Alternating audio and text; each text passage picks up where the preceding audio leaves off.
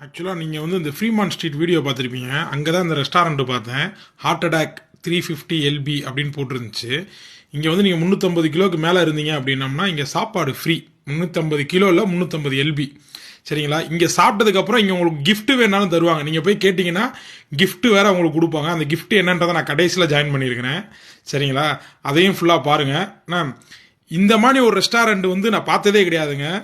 Hospital செட்டப்பில் இருக்குது பார்த்தீங்களா? இந்த மாதிரி ரெஸ்டாரண்ட் இப்போ தான் ஃபஸ்ட் டைம் நானே பார்த்துக்கிட்டு இருக்கேன். ஆமாங்க, இந்த ரெஸ்டாரண்ட் வந்து பார்த்தீங்கன்னா ஹாஸ்பிட்டல் செட்டப்.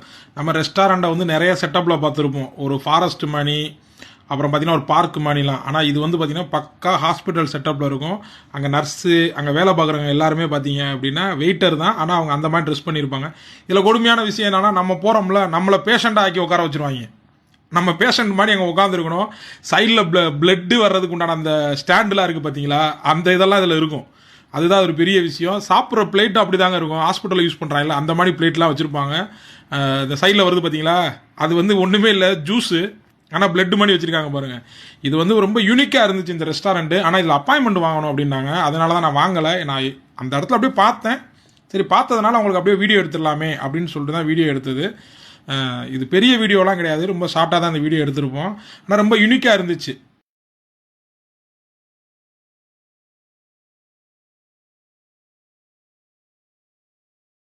அதே மாதிரி தாங்க இந்த ரெஸ்டாரண்ட்டில் வந்து மேலே வந்து பார்த்தீங்களா, ஒரு கேப்சூல் மாதிரி தொங்க விட்ருக்காங்களா, அந்த மாத்திரை வர்ற டப்பா மாதிரி. அதே மாதிரி நர்ஸுக்கு பார்த்தீங்களா யூனிஃபார்மு. நம்ம ஊரில் நர்ஸு கிடையாது, ஆக்சுவலாக அவங்க வெயிட்டருக்கு யூனிஃபார்ம் பார்த்தீங்களா, நர்ஸு யூனிஃபார்ம் கொடுத்துருக்காங்க.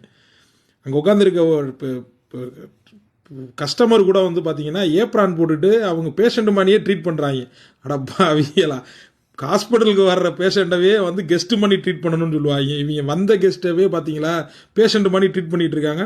ஆனால் பயங்கர க்ரௌடுங்க, உள்ள டேபிளே இல்லை, அந்த அளவுக்கு ஃபுல் க்ரௌடில் இருந்துச்சு.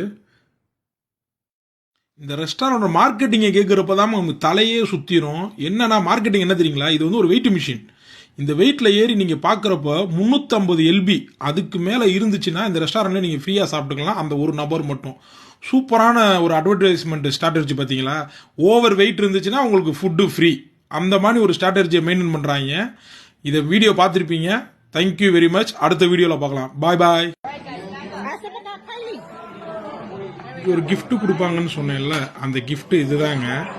இங்கே சாப்பிட்டவங்களுக்கு நீங்கள் வாங்க வந்து அடிங்கன்னு சொன்னால் இந்த மாதிரி அங்கே இருக்கிற வெயிட்டர் இருக்காங்களா, நர்ஸு மாதிரி யூனிஃபார்ம் போட்டிருக்காங்க, அவங்க அடிப்பாங்க. ஜென்ஸுக்கு மட்டும் இல்லை, லேடிஸுக்கும் தான்.